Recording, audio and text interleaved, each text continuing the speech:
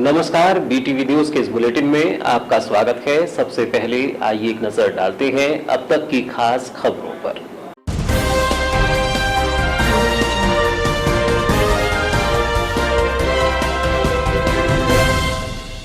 बालाघाट नगर में दिन दहाड़े हुई लूट की वारदात। कोतवाली थाना क्षेत्र के वार्ड क्रमांक 16 का मामला। घर के अंदर घुसकर नकाबपोश लुटेरे ने की लूट।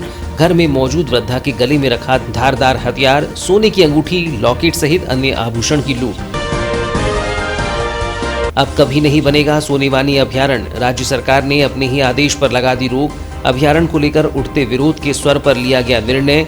14 अक्टूबर 2022 को सरकार ने लिया था अभयारण्य बनाने का निर्णय। आयोग अध्यक्ष ने मुख्यमंत्री का जताया आभार। बिना नाम लिए खनिज विकास निगम अध्यक्ष पर साधा निशाना।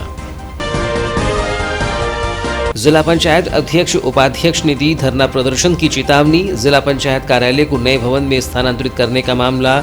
नए भवन में नहीं है सुविधाएं, कैसे हो स्थानांतरण। कलेक्टर के आदेश के बाद भड़के जिला पंचायत अध्यक्ष। जिला पंचायत के प्रतिनिधियों की अनदेखी का लगाया आरोप।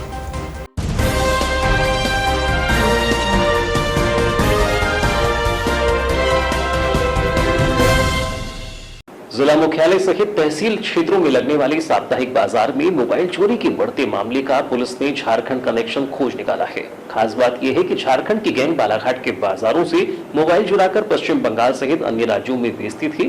चोरी के खेल का संचालन नागपुर में बने ठिकानों से होता था।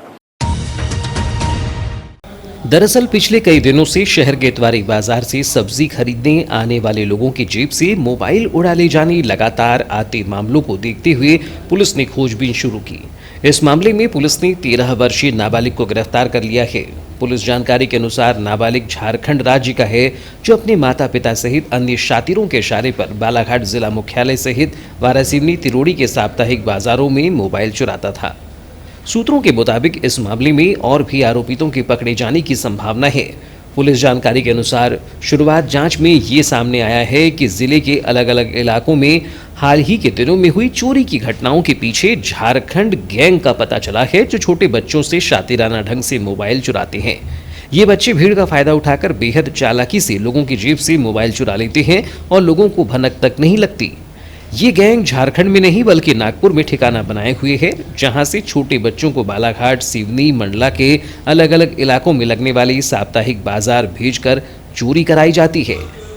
मामले की जानकारी देते हुए सीएसपी अंजुल अयंक मिश्रा ने दूरभाष पर बताया कि शहर के इतवारी बाजार में मोबाइल चोरी के मामले में पुलिस ने एक नाबालिग को गिरफ्तार कर लिया है। इस मामले में झारखंड की गैंग की संलिप्तता की जानकारी मिली है, जो बंगाल सहित अन्य राज्यों में चोरी किए गए मोबाइल और उसके पार्ट बेचती थी। मामले की हर पहलू की बारीकी से जांच की जा रही है। बालक को किशोर न्यायालय में पेश कर बाल सुधार गृह भेजा जा रहा है। मध्य प्रदेश में विधानसभा चुनाव जीतने के लिए कांग्रेस नारी सम्मान योजना के जरिए बीजेपी को टक्कर दे रही है। इस योजना के जरिए महिला मतदाताओं पर फोकस किया जा रहा है। कांग्रेसी नेता नारी सम्मान योजना के फॉर्म भरवाने वार्डों में पहुंच रहे हैं, जिसका अच्छा प्रतिसाद भी कांग्रेस को मिल रहा है।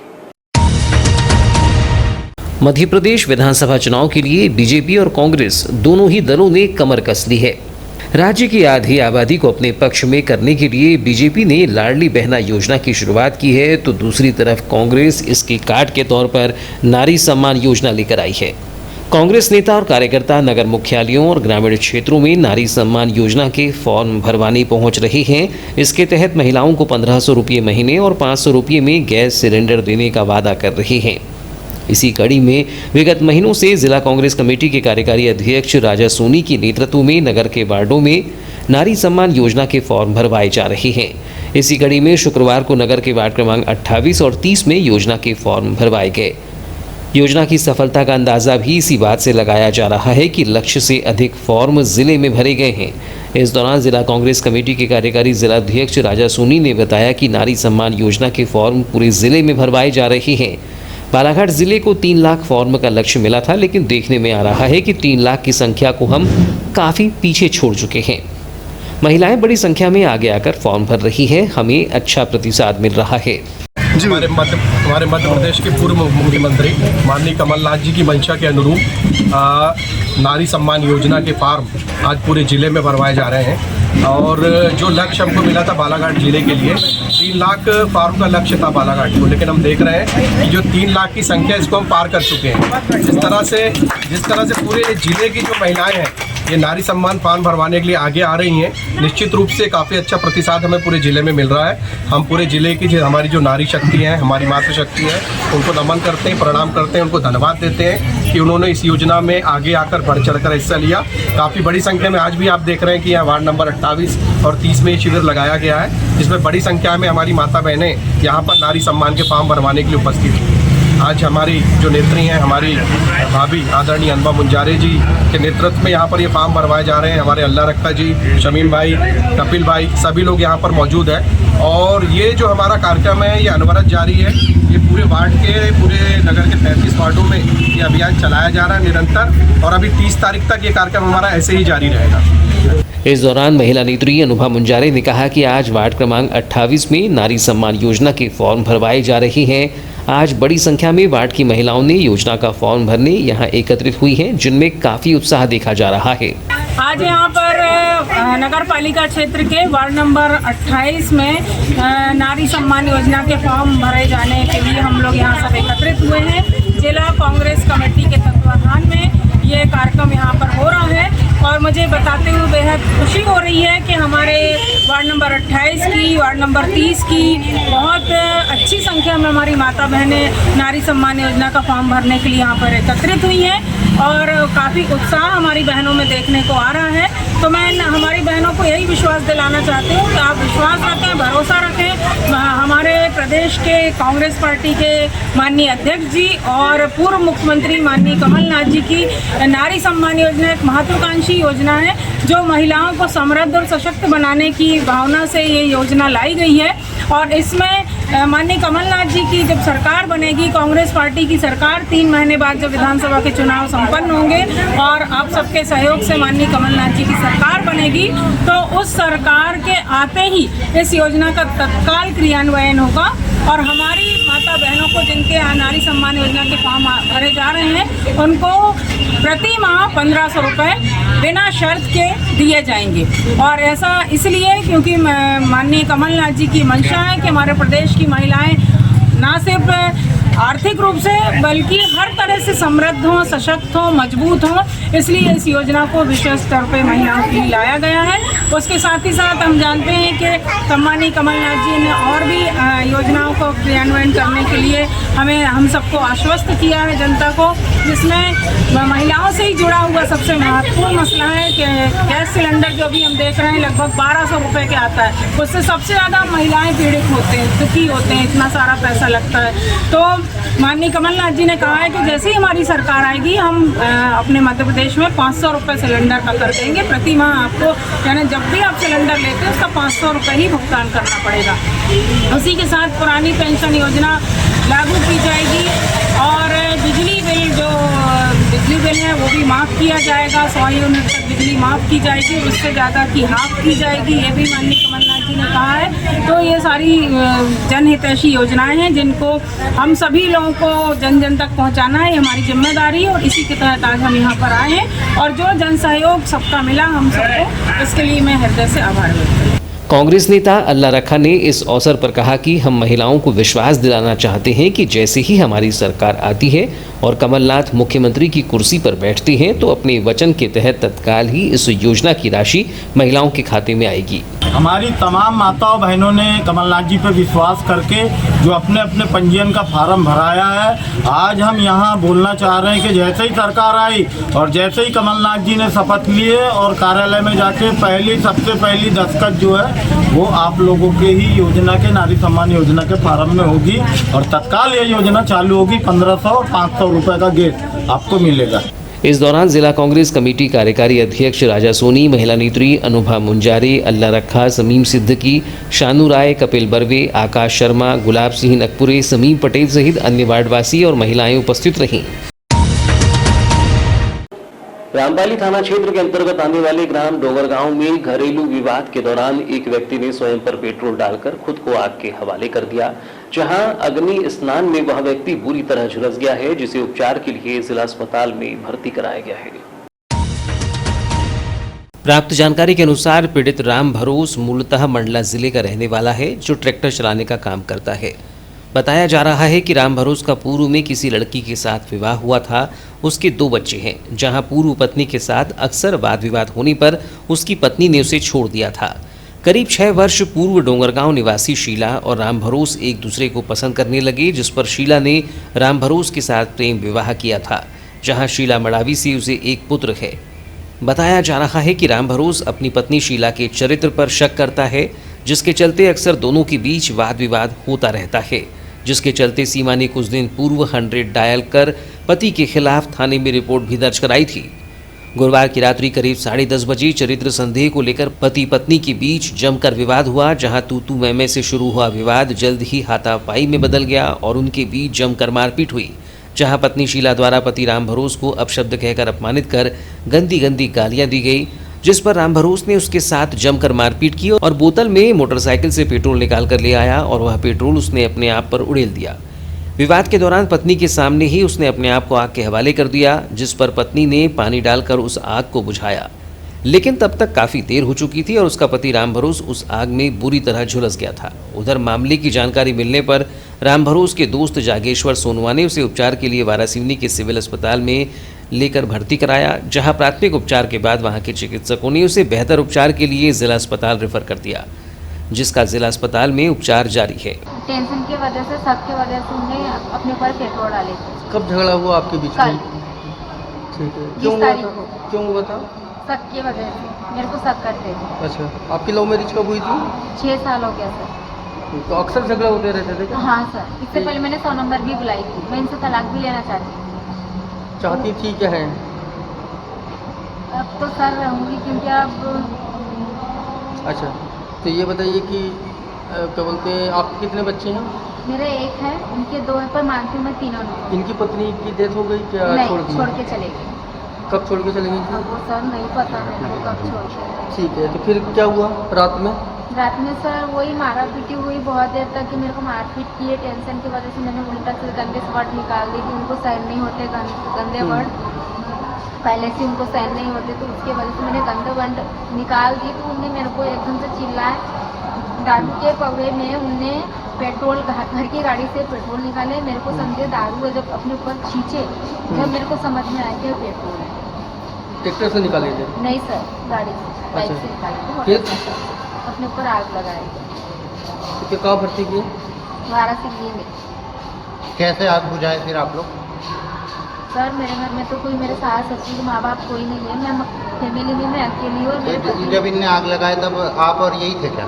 नहीं सर, मेरे बच्चे भी थे, पर इतना है वो मेरे बच्चे छोटे हैं। कैसे बुझाया? एकदम से आग मैंने वगैरह पानी बुझा- डाल दी थी। पानी डाले? हाँ सर, पानी डाल दी थी, जो है मैं वही बताऊंगी सर।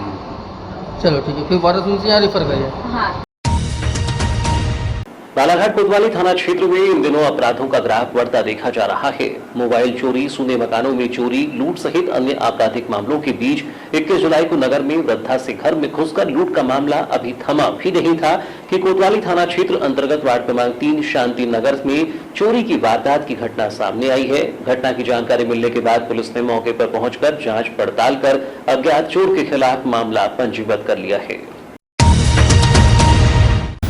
जिले में लगातार चोरी की घटनाएं बढ़ती जा रही हैं। पुलिस जहां चोरी पर रोक लगाने, चोरों को पकड़कर कार्यवाही कर रही है, तो वहीं चोर भी पुलिस की कार्यवाही को धता बताकर लगातार चोरी की वारदात को अंजाम दे रहे हैं। एक ऐसा ही मामला कोतवाली थाना क्षेत्र अंतर्गत शांति नगर में सामने आया है, जहां अज्ञात चोर ने सूने मकान का फायदा उठाकर चोरी की वारदात को अंजाम दिया। मिली जानकारी के अनुसार वार्ड क्रमांक 3 शांति नगर निवासी RK श्रीवास्तव व उनकी पत्नी सरकारी विभाग से सेवानिवृत्त हो चुके हैं, जो कि अपने परिवार के साथ विगत 8 दिनों से घर पर ताला लगाकर रामेश्वरम गए हुए हैं। बीती रात किसी अज्ञात चोर ने उनके घर का ताला तोड़कर घर के अंदर घुसकर चोरी की वारदात को अंजाम दिया है। जहां शुक्रवार की सुबह आस पड़ोस के लोगों ने इसकी जानकारी पुलिस को दी, जहां पुलिस ने घटनास्थल पर पहुंचकर पीड़ित परिवार को चोरी की इस घटना की जानकारी दी और मामले को विवेचना में लिया है। चोरी को लेकर कोतवाली निरीक्षक KS गहलोत ने बताया कि घटनास्थल पहुंचकर विवेचना की गई है। घर से क्या क्या सामग्री चोरी हुई है, इस बात की जानकारी पीड़ित परिवार के आने के बाद ही लग पाएगी। हालांकि चोरी की ये वारदात CCTV कैमरे में कैद हो गई है, जहां पुलिस ने चोर की पहचान भी कर ली है। जल्द ही मामले का खुलासा हो सकता है। देखिए, वो सुना घर था और घर वाले सभी लोग रामेश्वरम में दर्शन करने गए हुए हैं। घर में ताला लगा हुआ था और रात की घटना है और उसमें अभी तो पता नहीं चला कि संपत्ति क्या गई चोरी। वो आ जाएंगे उसके बाद ही घर की तलाशी लेके और बाकी चीज़ें क्लियर होगी क्या मसला गया है। बट एक फुटेज दिखा उसमें कोई संदेही है, वो संदेही आइडेंटिफाई होगी, उसको शीघ्र गिरफ्तार कर लिया जाएगा। मणिपुर में महिलाओं को निर्वस्त्र घुमाने की घटना ने पूरे देश के लोगों को झकझोर दिया है। जिस घटना को लेकर प्रधानमंत्री सहित संवैधानिक पदों पर बैठी महिलाओं की जिम्मेदारी पर भी सवाल किया जा रहा है। मणिपुर में आदिवासी महिला के साथ इस घटना के विरोध में आदिवासी विकास परिषद ने राष्ट्रपति और राज्यपाल के नाम जिला प्रशासन को ज्ञापन सौंपकर घटना को अमानवीय और शर्मनाक बताते हुए मणिपुर में राष्ट्रपति शासन लगाए जाने की मांग की है। आदिवासी विकास परिषद के जिलाध्यक्ष दिनेश ध्रुवे ने कहा कि देश में आदिवासी एवं दलित समुदाय के साथ अन्याय, अत्याचार और शोषण की घटनाएं निरंतर बढ़ती जा रही हैं। मणिपुर में हिंसा से लोगों की जान जा रही है और ऐसी घटनाएं साबित करती हैं कि मणिपुर सरकार स्थिति को संभालने में नाकाम है और वहां लगातार आदिवासी और दलित समुदाय पर अत्याचार हो रहा है। महिलाओं को निर्वस्त्र घुमाए जाने की घटना भारतीय लोकतंत्र की शर्मनाक घटना है। ऐसा करने वाले लोगों के खिलाफ न केवल कड़ी से कड़ी दंडात्मक कार्यवाही की जाए, बल्कि मणिपुर को बचाने के लिए सरकार की विफलता को देखते हुए तत्काल मणिपुर राज्य में राष्ट्रपति शासन लागू किया जाए। आदिवासी विकास परिषद जिलाध्यक्ष दिनेश ध्रुवे ने कहा कि मणिपुर में महिलाओं को निर्वस्त्र घुमाया जाना की घटना न केवल शर्मनाक है, बल्कि सरकार की विफलता का परिचायक भी है। मणिपुर में लगातार आदिवासियों पर आक्रमण कर उनकी हत्याएं की जा रही हैं, जिस पर महामहिम राष्ट्रपति और प्रधानमंत्री को ध्यान देकर वहां के लोगों की सुरक्षा की चिंता करनी चाहिए। राष्ट्रपति के नाम क्या है मामला का? मामला मणिपुर का है। जिस प्रकार से मणिपुर में महिलाओं को निर्वस्त्र करके निरंतर घुमाया जा रहा है और उनके साथ में निरंतर अत्याचार हो रहा है, ये घटना पिछले 2-3 महीने से निरंतर चल रही है और कम से कम ये आदिवासियों के साथ में सबसे ज़्यादा अत्याचार किया जा रहा है। वहाँ पे 2 कौम रहा करती थी आदिवासियों की, जो वहाँ के मूल निवासी थे, और यहाँ से वहाँ पे जो है अल्पसंख्यक थे, वहाँ पे कम जनसंख्या में थे, उनका ग्राफ बहुत ज़्यादा बढ़ गया, जिसके कारण उन लोगों का जो वहाँ के मूल निवासी थे, जो 2 जातियाँ थी, तो उनका वहाँ पे जैसे उनका ग्राफ बढ़ा तो उन्होंने उन पे आक्रमण करना चालू कर दिया और उनको जिस प्रकार से प्रताड़ित निरंतर किया जा रहा है, इसका हम घोर विरोध करते हैं और भारत सरकार से हम निवेदन करते हैं कि मणिपुर की व्यवस्था पे केंद्रित होकर क्यों ना वो राष्ट्रपति हो हमारे देश के या प्रधानमंत्री हो, इसके उनकी सुरक्षा की व्यवस्था बनाना अति आवश्यक। ज्ञापन सौंपने के दौरान आदिवासी विकास परिषद के जिलाध्यक्ष दिनेश ध्रुवे, महिला नेता संदेश सयाम, राजेश मरार, शुभम उइके सहित अन्य मौजूद रहे। यूनिवर्सिटी बदलने और स्थायी प्राचार्य की नियुक्ति की मांग को लेकर 21 जुलाई को एनएसयूआई ने पीजी महाविद्यालय के सामने प्रदर्शन किया। इस दौरान महाविद्यालय के सामने ही मांगों के निराकरण न होने पर सीएम शिवराज का पुतला दहन करने की कोशिश की गई, लेकिन पुलिस की मुस्तैदी से पुतला जलाने में संगठन नाकाम रहा। बता दें कि शासकीय जटाशंकर त्रिवेदी महाविद्यालय में पिछले कई दिनों से विभिन्न प्रकार की समस्याएं देखने को मिल रही हैं, जिसका विरोध एनएसयूआई के बैनर तले कई बार किया गया। इसी कड़ी में आज एनएसयूआई जिलाध्यक्ष सागर कठौते के निर्देश पर एनएसयूआई के छात्र छात्राओं ने शासकीय जटाशंकर त्रिवेदी महाविद्यालय के सामने सीएम शिवराज सिंह चौहान का पुतला दहन करने की रणनीति बनाई, लेकिन वो पुतला जलाने में सफल नहीं हो पाए। बता दें कि शिवराज सरकार के खिलाफ नारेबाजी करते हुए जब छात्र छात्राओं ने सीएम शिवराज का पुतला लाया और जलाने की कोशिश की, लेकिन पुलिस ने उनसे पुतला छीन लिया और वो पुतला जलाने में असफल रहे। चर्चा के दौरान एनएसयूआई पूर्व अध्यक्ष ऋषभ सहारे ने बताया कि विभिन्न मांगों को लेकर 15 दिनों का अल्टीमेटम प्रबंधन को दिया जा रहा है। अगर फिर भी मांग पूरी नहीं हुई तो एनएसयूआई की पूरी जिला कार्यकारिणी को लेकर 15 दिनों बाद अनिश्चितकालीन धरना प्रदर्शन करने की चेतावनी दी गई है। महाविद्यालय में जो प्राचार्य सर है, जो भारतीय जनता पार्टी के एजेंट के रूप में काम कर रहे हैं, यहाँ पर सिर्फ छात्रों का काम नहीं, बीजेपी के कर्म जो कार्यकर्ता उन्हीं के काम हो रहे हैं। और जो हमारी जन भागीदारी अध्यक्ष जो विधायक पुत्री है, वो सिर्फ विधायकगिरी, अपनी विधायकगिरी और राजनीतिकरण करने का ही प्रयास करती पीजी कॉलेज के अंदर में। उनको सबसे पहले जो जनभागीदारी का अध्यक्ष का पद पीजी कॉलेज की मिला, वो तो जिम्मेदारी संभाले जब बालाघाट जिले का विधायक बनने की कोशिश करे। छात्र मांग करता है कि उनकी जल्द से जल्द मांग पूरी ना हुए तो हम लोग शांतिपूर्ण तरीके से नहीं, अब उग्र तरीके से आंदोलन किया जाएगा। आज पुलिस के द्वारा हमारा पुतला छीन लिया गया, परंतु इसके बाद पुतला छीनने का भी मौका नहीं दिया जाएगा पुलिस को। क्या मांगे आप लोग? हमारी मांग है यूनिवर्सिटी और सबसे पहले अस्थायी प्राचार्य के स्थान पर स्थायी प्राचार्य की नियुक्ति किया जाए। क्या यूनिवर्सिटी स्थायी प्राचार्य की नियुक्ति नहीं कर सकता? हम पूछना चाहते हैं यूनिवर्सिटी को। यूनिवर्सिटी जल्द से जल्द एग्जाम कराई, जो रुकी हुई परीक्षा हो जल्द से जल्द कराई जाए।